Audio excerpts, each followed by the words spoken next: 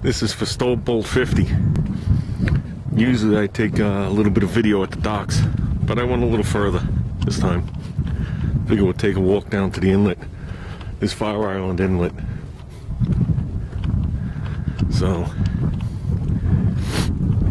I mean, it wasn't too long ago that I was out there on the water in my boat and didn't have a problem putting 90 gallons worth of gas in it to enjoy it with my wife.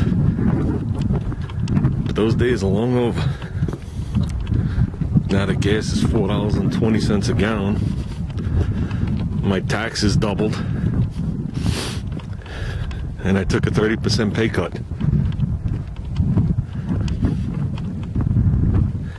But other than that, everything's going well. I mean, if you follow it out this way, you go under the bridge. You'll see it better when I get further down. You'll see Democrat Point, then you're out in the ocean. So that's actually Fire Island across there. So those couple of guys you see are probably going out. What they're going fishing for, I don't know.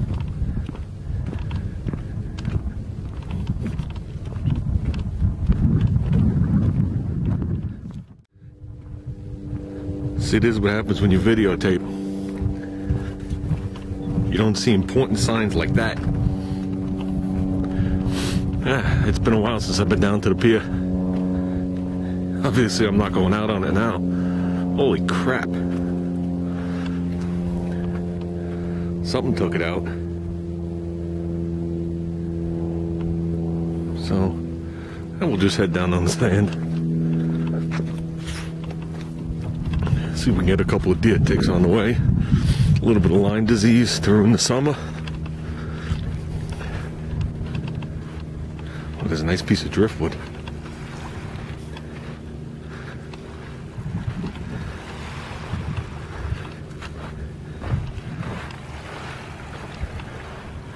Oh, I can see the tides going out.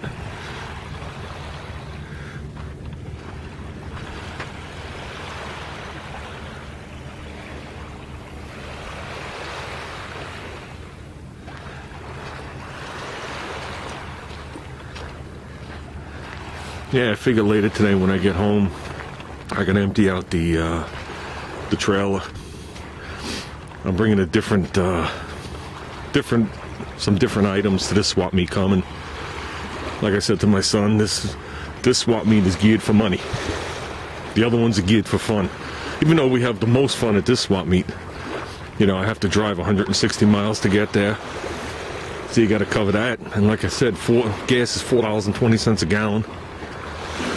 So, and this swap meet is going to require 2 vendor spots. So, and that's what happened yesterday. I pulled into this swap meet. They lowered the vendor spot price down. It used to be $40. So this year they lowered it down to $30.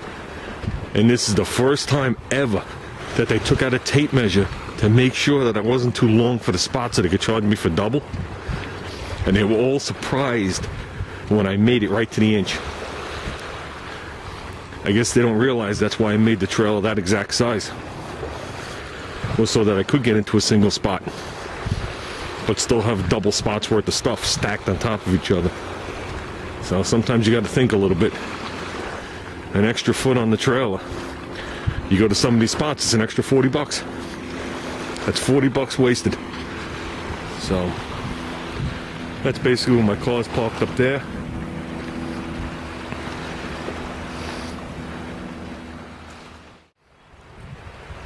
You know, I come up on pieces of driftwood like this, and it reminds me of the days when I used to camp with my wife, and we used to camp right on the ocean, out at Shinnecock. We were out there at least 3 weekends a month, okay? We were out there through the winter. We were out there for New Year's Eve. We would spend 4 days out there with all our friends, you know, celebrating. And we used to put the truck on the beach. Okay, I'd raise up the idle of the truck and just leave it in gear, and it would ride in the ruts. And as we were going down the beach, the truck would just be driving on its own. And we'd be collecting wood and throwing it in the bed. So when we came back, we had extra wood for the fires. So now I think back on that, boy, how stupid was that?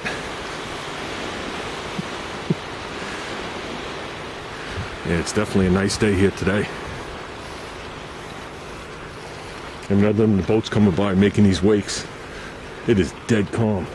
You can't see the current going out, and I can see I'm walking in low tide, or the tide's leaving.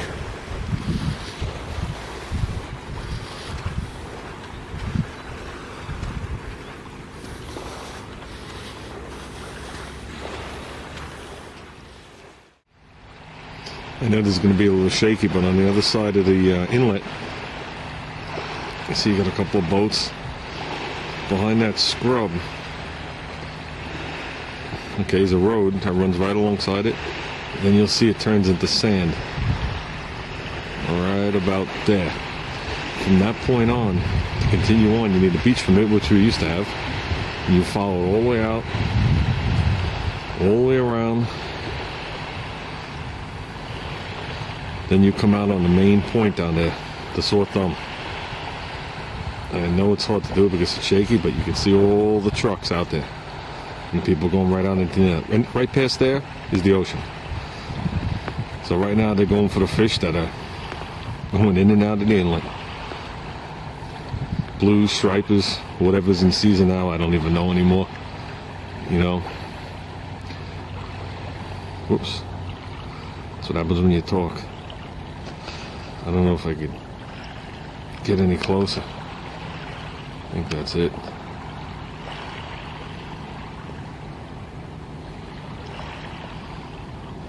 Oh, you can see it's low tide. You can see the sandbars.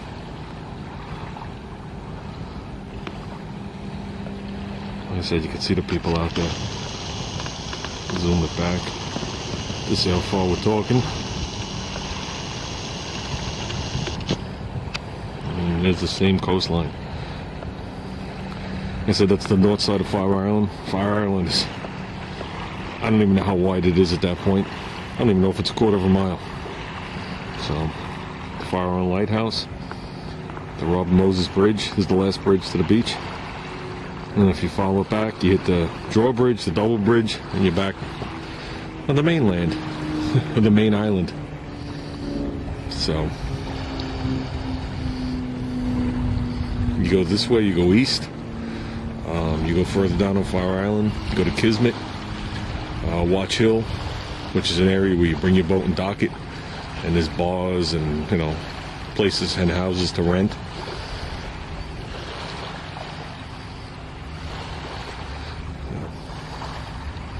Those were the good old days when we used to cruise this water. And if you follow it down this way and you go through the inlet, okay, then you'll hit Oak Beach Inn, which is the original restaurant from, I don't even know if they started in the 50s or the 60s. But right now, it's a state park, and that's where all the cars meet on Sunday morning. So, they got a nice pier there. I'll take my son fishing. Yep.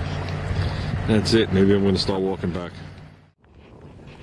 Oh, we're heading back. I decided to go up the trail.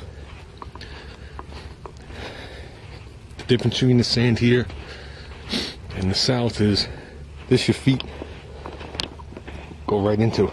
And look how deep the tracks are. This is a workout, especially going uphill.